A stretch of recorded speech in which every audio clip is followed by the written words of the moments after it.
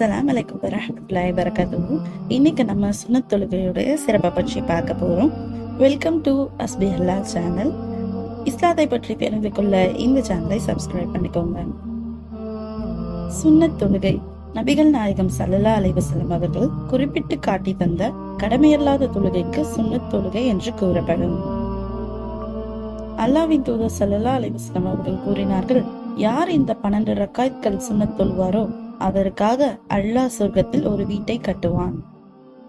அவை லுஹருக்கு முன்பு 4 ரக்காய்த்கள் மற்றும் பின்பு 2 ரக்காய்த்கள், அசருக்கு முன்பு 2 ரக்காய்த்கள், மஹரிப்க்கு பின்பு 2 ரக்காய்த்கள், சுபுக்கு முன்பு 2 ரக்காய்த்கள் ஆகும். இது சொர்க்கத்தில் ஒரு வீட்டை பெற்று தரக்கூடிய சுன்னத்கள் மட்டுமே.